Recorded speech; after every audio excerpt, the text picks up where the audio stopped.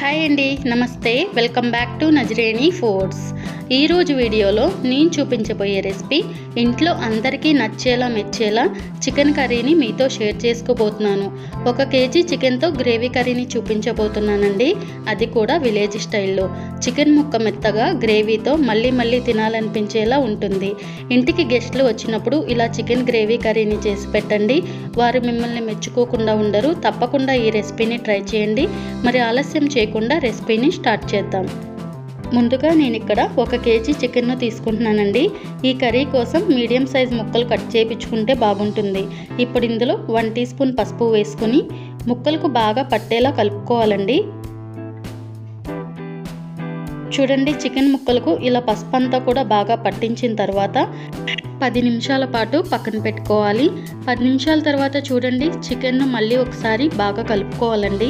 ఇలా కలపడం వల్ల చికెన్లో నుండి ఇలా నీళ్లు ఊరుతాయండి. ఇప్పుడు ఇందులో సరిపడ్డ నీళ్లు పోసి చికెన్ను 3-4 సార్లు శుభ్రంగా కడిగి పెట్టుకోవాలి. చికెన్లో నీళ్లు లేకుండా శుభ్రంగా వంపేసుకుని పక్కన పెట్టుకోవాలండి. ఇప్పుడు చికెన్ను ఫ్రై చేయడానికి స్టవ్ మీద కడాయిని పెట్టుకుని 1/2 కప్ ఆయిల్ వేసుకోవాలి. చికెన్ కర్రీకి ఆయిల్ కొద్దిగా ఎక్కువే పడుతుందండి. ఆయిల్ బాగా వేడైన తర్వాత ఇప్పుడు ఇందులో మనం ముందుగా కడిగి పెట్టుకున్న చికెన్ను వేసుకోవాలండి. చికెన్ వేసుకున్న తర్వాత 1/2 టీ స్పూన్ ఉప్పు వేసుకుని ఫ్రై చేసుకోవాలి. మంటను మీడియం ఫ్లేమ్లో పెట్టుకుని 2 లేదా 3 నిమిషాల పాటు ఫ్రై చేసుకుంటే సరిపోతుంది. చికెన్లో ఉప్పు వేసి ఫ్రై చేయడం వల్ల తినేటప్పుడు ముక్క చప్పగా లేకుండా టేస్టీగా ఉంటుందండి. చూడండి, 3 నిమిషాల తర్వాత చికెన్ ఇలా రంగు మారగానే ప్లేట్లోకి తీసేసుకోవాలి. చికెన్ ప్లేట్లోకి తీసుకున్న తర్వాత పూర్తిగా చల్లారేంత వరకు పక్కన పెట్టుకోవాలి. పూర్తిగా చల్లారిన తర్వాత 1 టీ స్పూన్ కారం వేసి చికెన్ ముక్కలకు కారం అంతా కూడా బాగా పట్టేలా కలుపుకోవాలండి. చికెన్ను ఫ్రై చేసి కారం వేసి కలిపితే మంచి కలర్ వస్తుందండి. చికెన్ ముక్కలకు కారం అంతా కూడా ఇలా బాగా పట్టించిన తర్వాత దీన్ని పక్కన పెట్టేసుకుందామండి. ఇప్పుడు చికెన్ను ఫ్రై చేసిన అదే ఆయిల్లో హోల్ గరం మసాలాను వేసుకోవాలి.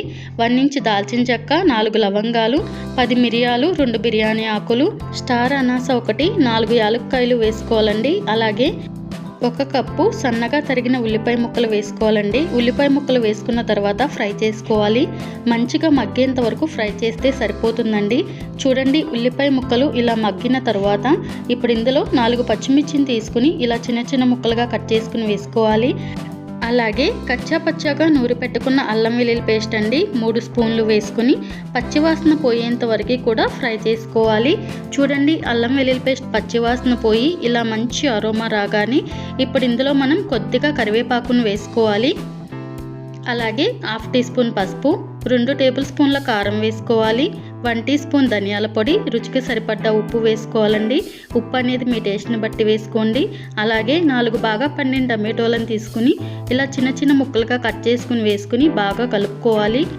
చూడండి, మసాలా అంతా కూడా టమాటో ముక్కలకు బాగా పట్టేలా కలుపుకున్న తర్వాత ఇప్పుడు మూత పెట్టుకుని 10 లేదా 15 నిమిషాల పాటు మగ్గనివ్వాలి. 15 నిమిషాల తర్వాత మూత తీసి ఒకసారి బాగా కలుపుకోవాలి.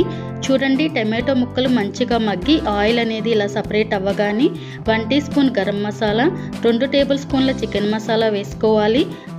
అలాగే మనం ముందుగా ఫ్రై చేసి పెట్టుకున్న చికెన్ను వేసేసుకోవాలండి. చికెన్ వేసుకున్న తర్వాత చికెన్ ముక్కలకు మసాలా అంతా కూడా బాగా పట్టేలా కలుపుకోవాలి. చూడండి, ముక్కలకు మసాలా అంతా కూడా బాగా పట్టేలా కలుపుకున్నాం కదా. ఇప్పుడు ఇందులో 2 గ్లాసుల నీళ్లు పోయాలి. నీళ్లు పోసిన తర్వాత ఒకసారి బాగా కలుపుకోవాలండి. చూడండి, ఇలా కలుపుకున్నాం కదా. ఇప్పుడు ఇందులో కొద్దిగా కొత్తిమీర తరుగును వేసుకుని ఇప్పుడు మూత పెట్టుకుని మీడియం టు లో ఫ్లేమ్లో 12 నిమిషాల పాటు ఉడికించుకోవాలి. 12 నిమిషాల తర్వాత మూత తీసి ఒకసారి కలుపుకోవాలండి. చూడండి, ఇలా కలుపుకున్న తర్వాత ఇప్పుడు లాస్ట్లో కొద్దిగా కొత్తిమీర తరుగును చల్లుకోవాలి. అంతే అండి, గుమగుమలాడే చికెన్ గ్రేవీ కర్రీ రెడీ అండి.